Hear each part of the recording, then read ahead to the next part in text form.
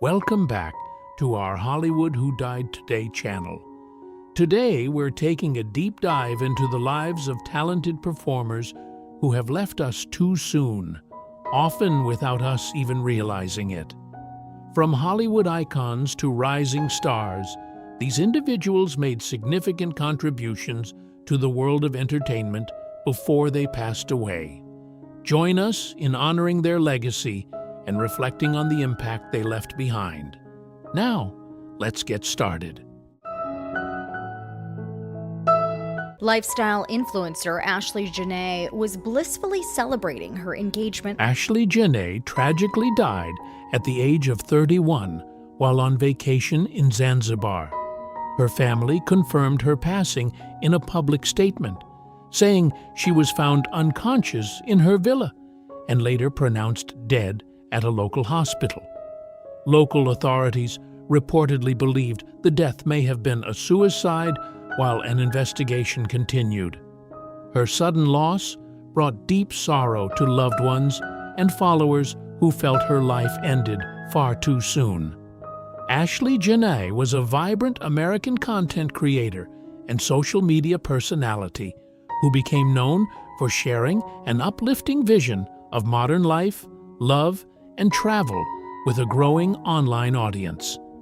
Based in Portland, Oregon, she built a loyal following of more than 88,000 people who admired her warmth, confidence, and stylish lifestyle content. She was especially recognized for documenting joyful moments with her fiancé, Joe McCann, along with inspirational reflections that resonated with many young followers seeking positivity and purpose. In the days before her passing, Ashley appeared to be entering one of the happiest chapters of her life. She celebrated her 31st birthday, shared radiant images from Africa, and announced her engagement during a safari journey. Her final public message, expressing that she was exactly where she needed to be, touched many after the tragic news emerged. Behind that bright public image, however, there were signs of personal struggles and emotional challenges that were not fully visible to the world. She is remembered as a beautiful spirit whose kindness, light, and optimism left a lasting impression on those who followed her story.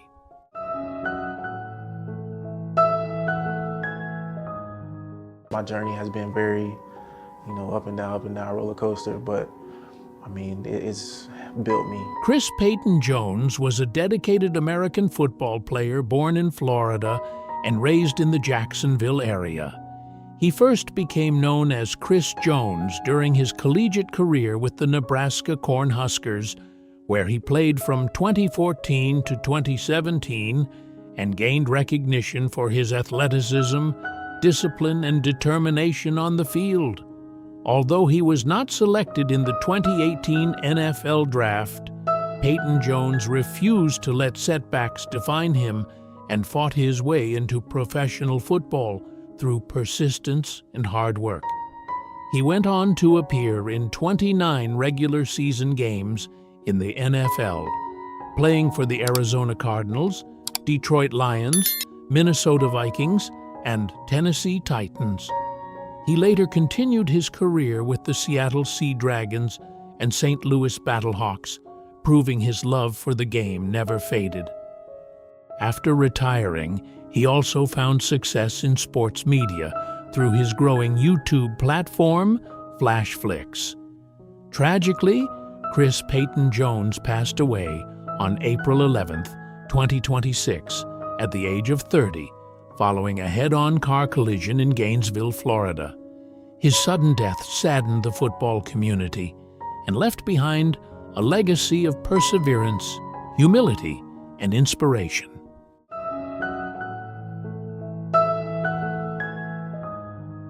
The only thing powerful enough to distract me from darker thoughts is food. Dolly Martinez tragically passed away in April 2026 at the age of 30, as confirmed by her sister, Lindsay Cooper. Her family did not publicly share a cause of death.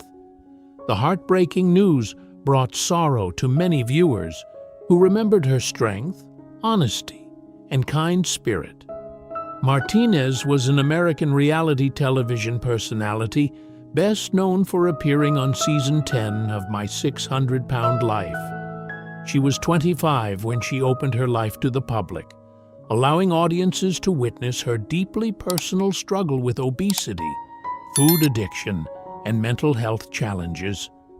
Her emotional candor and willingness to share painful truths made her story especially memorable to fans of the series. She became widely recognized for seeking help from renowned bariatric surgeon Yunan Nauzaradin, known to viewers as Dr. Now. In hopes of changing her future, she moved from Fort Worth, Texas to Houston, Texas to be closer to his program and pursue weight loss surgery. Though she lost around 40 pounds, she was not approved for the procedure during her time on the show. Despite the hardships she faced, Dolly Martinez was remembered by loved ones as someone with a bright personality who could light up any room with laughter and warmth. Her story remains a reminder of courage, struggle, and the human desire for a better life.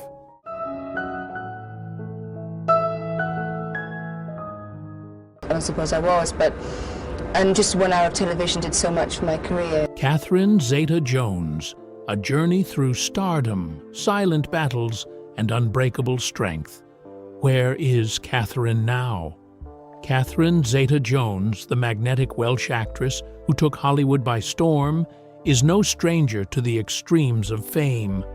For over 2 decades, she was one of the most radiant and commanding presences in entertainment, turning every stage and screen into her own territory with a force that felt almost impossible to manufacture. From an Oscar-winning performance in Chicago to a Tony Award on Broadway, her resume reads like the blueprint of a perfect Hollywood career.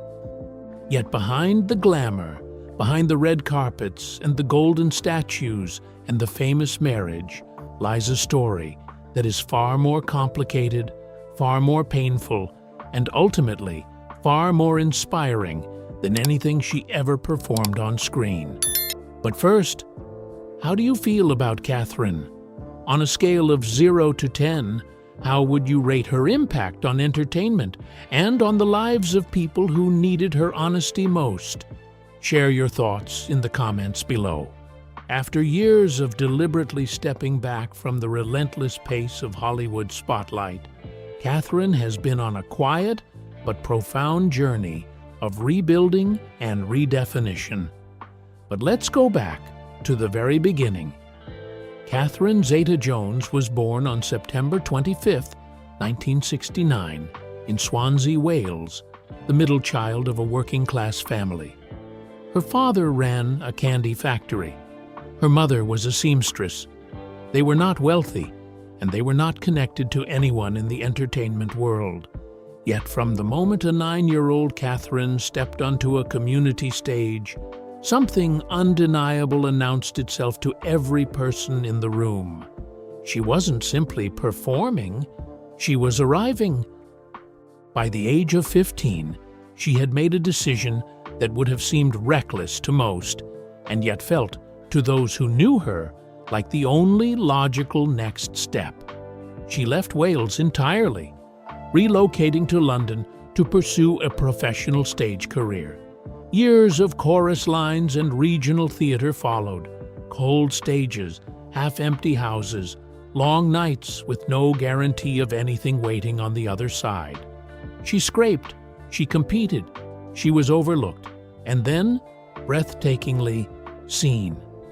Her breakout role in the British television series Darling Buds of May made her a household name in the UK almost overnight. Hollywood called in the mid-1990s, and Catherine crossed the Atlantic with the same fearless certainty that had carried her out of Swansea a decade earlier.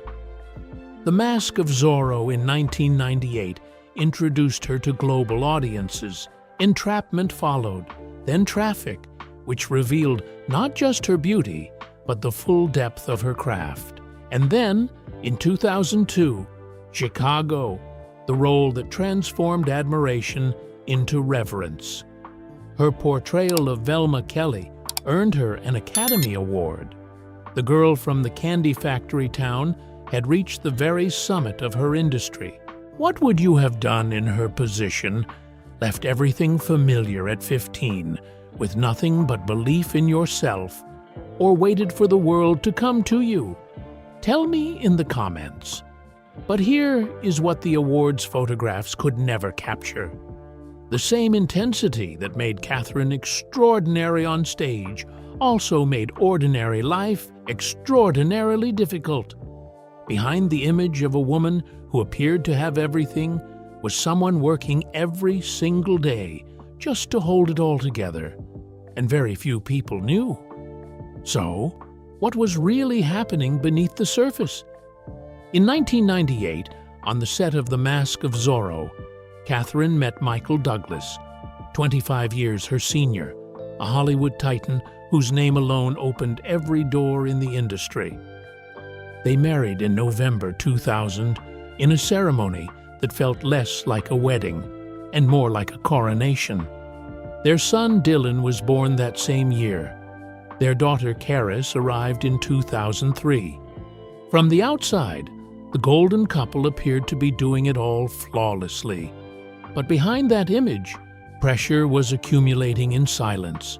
The tabloids dissected her appearance, her marriage, her choices, with the particular cruelty reserved for women who dared to be both beautiful and successful. More disturbingly, a stalker pursued her family for years, forcing them into a state of constant security vigilance that no amount of wealth could make feel normal.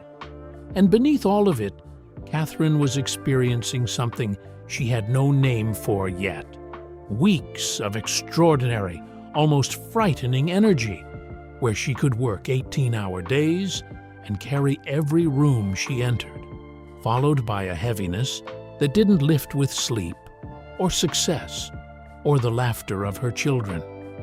A fog that made even the simplest decisions feel unreachable. She kept working, she kept smiling, she kept showing up, because that is what you do when the world has decided you are invincible. Have you ever had to appear strong for the world while quietly falling apart inside? Tell me in the comments. You are not alone in that, because what came next would push Catherine to her absolute limit. In 2010, Michael Douglas publicly revealed a diagnosis of throat cancer. It was not simply a health crisis. It was a seismic event that restructured every corner of their shared life. The treatment was aggressive. At its darkest point, the prognosis was genuinely uncertain. Catherine stood beside him publicly with the composure of someone trained since childhood to perform under pressure. But composure is not the same as stability. Standing beside someone in crisis, when your own internal landscape requires constant careful management, is an act of endurance that very few people can fully appreciate. She was carrying his fear alongside her own invisible battle, and almost nobody knew the full weight of what that meant. So, what happened next? In the spring of 2011, Catherine Zeta-Jones did something that Hollywood almost never does. She told the truth. Through her publicist, she confirmed that she had voluntarily checked herself into Silver Hill Hospital, a psychiatric facility in Connecticut, to seek treatment for Bipolar II disorder. No spin, no carefully worded deflection, no statement designed to minimize or redirect. Just the truth, offered with a quiet dignity that stunned an industry built on image management. The reaction was immediate and divided. Some applauded her courage. Others whispered that the admission would quietly end her career. In Hollywood's unspoken hierarchy at the time, a mental health disclosure was still the kind of confession that closed doors, and everyone in the industry knew it. Bipolar II disorder is not what most people imagine when they hear the word bipolar. It is quieter than the dramatic swings of extreme mania that dominate popular portrayals, and in many ways more insidious. The hypomanic highs, elevated energy, sharp creative focus, reduced need for sleep, and almost magnetic social presence can feel in a creative industry less like symptoms and more like superpowers. The depressive lows, however, are devastating. Deep, heavy episodes that arrive without invitation strip motivation to its foundations and leave a person smiling for cameras and delivering lines while internally carrying a weight that no one around them can see or measure. For Catherine, the diagnosis was not a surprise so much as a revelation. A name, finally, for something she had been living with for years without the language to describe it. The relief of that naming was real, but so was the grief. Grief for the years spent fighting something invisible and alone. Treatment at Silver Hill was intensive. Therapy, medication management, and the slow, unglamorous work of learning to recognize her own warning signs before the world noticed anything was wrong. She emerged weeks later more grounded, more herself. And then she did something even more remarkable than checking in. She spoke about it publicly, clearly, and without shame. "There is no need to suffer silently," she said. "There is no shame in seeking help." In an industry where vulnerability is only rewarded when it is carefully performed, Catherine had offered something genuinely rare, the unperformed kind. Yet, Catherine's story is one of ongoing discipline, not a single triumphant moment of recovery. In 2013, just 2 years after her first hospitalization, she returned to Silver Hill for further treatment. This time, the news landed differently. There was less applause for her courage and more of the quiet, uncomfortable acknowledgement that this was not a single chapter to be closed and moved past. This was her life. And the same year brought another challenge that the public watched without truly understanding. Catherine and Michael separated. The tabloids declared it the collapse of the golden couple. What they could not report was the far more complex truth. Two people, both navigating serious illness on parallel tracks, attempting to maintain a marriage and a family and a public identity simultaneously. The separation was, in many ways, an act of honesty, an acknowledgement that healing sometimes requires space that love alone cannot create. They reconciled in 2014, quietly and privately, choosing to build something more honest than what the marriage had been before. Those who know them describe the relationship that emerged from that period as genuinely different, less performative, more grounded. Two people who had seen each other at their most fragile and chosen to stay. So, does it take more courage to ask for help the second time than it did the first? I genuinely want to know what you think. Leave it in the comments. The years that followed, roughly 2015 through 2017, are the ones that rarely make it into the highlight reels of Catherine's story. She continued to work. Side effects, Dad's Army, various television projects. But those close to her describe a woman recalibrating in private with an intensity the public never witnessed, learning through painful trial and error which environments depleted her, which schedules pushed her toward the edge of a hypomanic episode, which emotional pressures accelerated the drop into depression. Managing Bipolar II at her level of public life is not simply a matter of taking medication and attending therapy. Though both are essential and non-negotiable, it is a full-time act of self-awareness running parallel to every professional obligation, every public appearance, every family moment. Around 2016, Catherine's public presence visibly shifted. She became less frequent on red carpets, less available to the relentless machinery of Hollywood visibility. The press speculated, as it always does when a woman in the industry reduces her exposure, that she was fading. They were wrong. What looks like disappearing from the outside is sometimes the most intentional thing a person has ever done.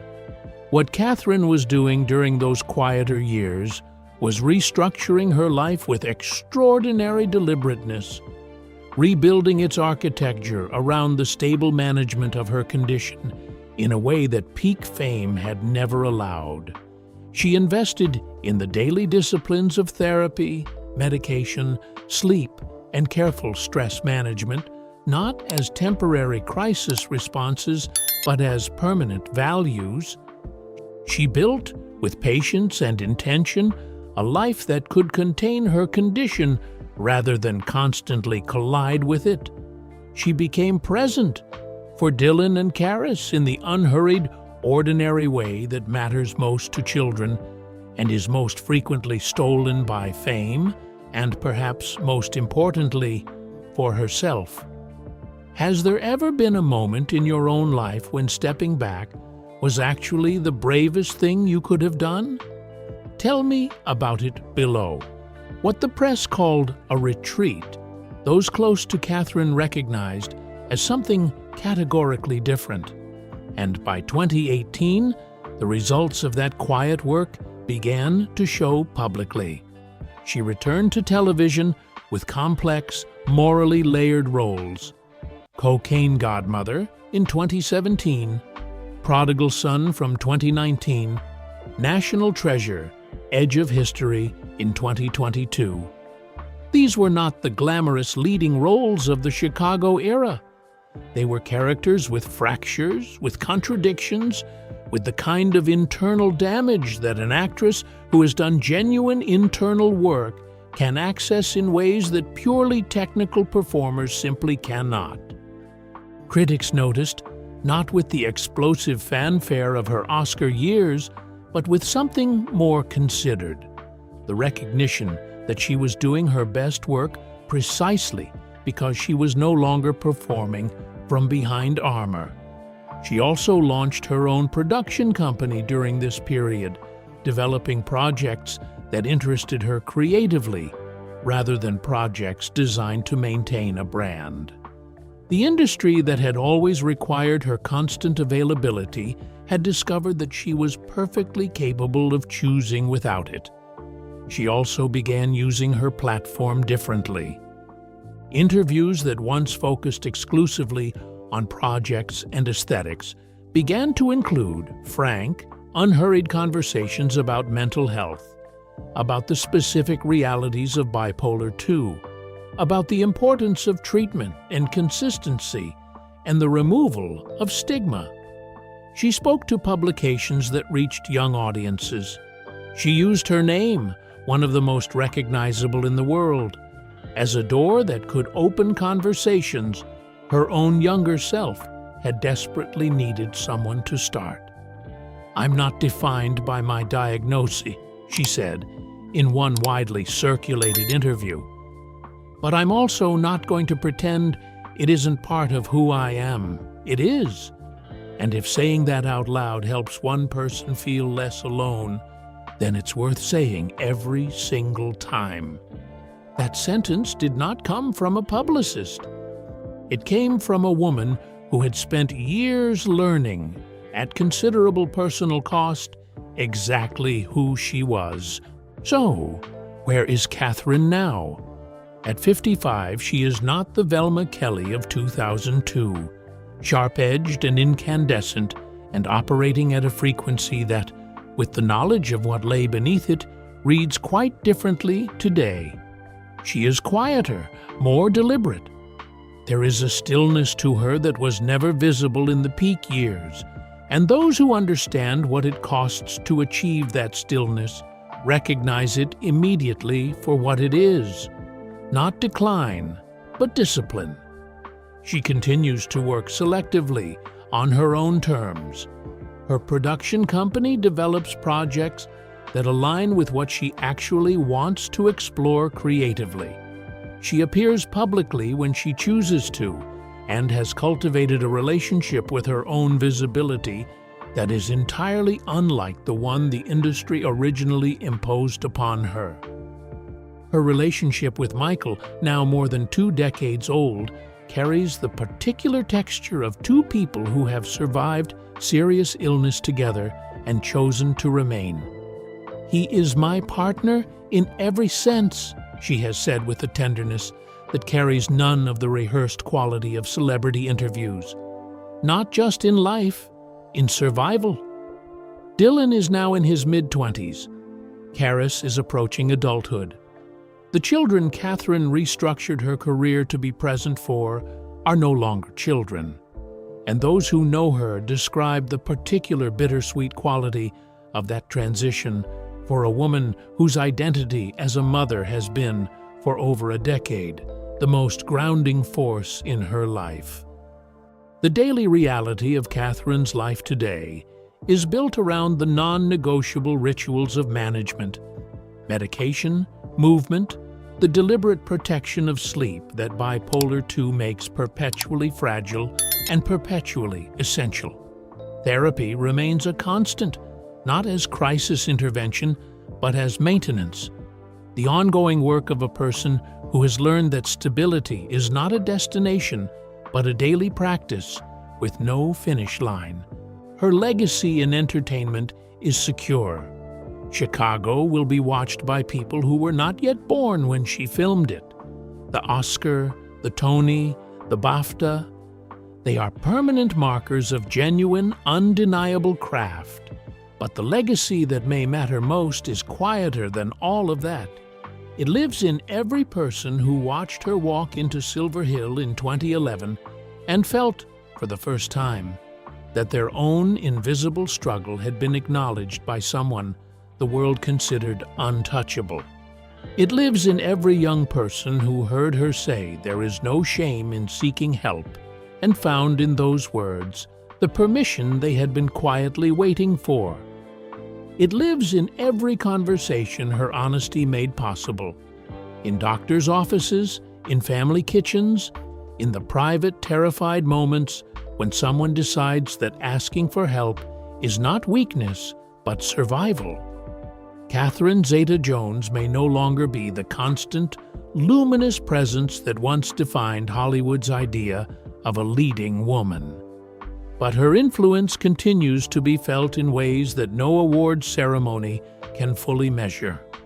Her journey, from a working-class girl in Wales to a global icon, through private crisis and public honesty, and the daily ongoing work of managing a condition that never fully resolves, is a testament to a courage that has nothing to do with performance and everything to do with choice. What are your thoughts on Catherine's remarkable journey? Has her story changed the way you think about strength, or perhaps made you see someone in your own life differently? Someone who might be carrying something invisible that you never fully understood. Share your thoughts in the comments below, because if her story has taught us anything at all, it is this: the bravest thing you can do is not perform strength. It is ask for help. And if you know someone who needs to hear that today, share this with them. They may need it more than you know.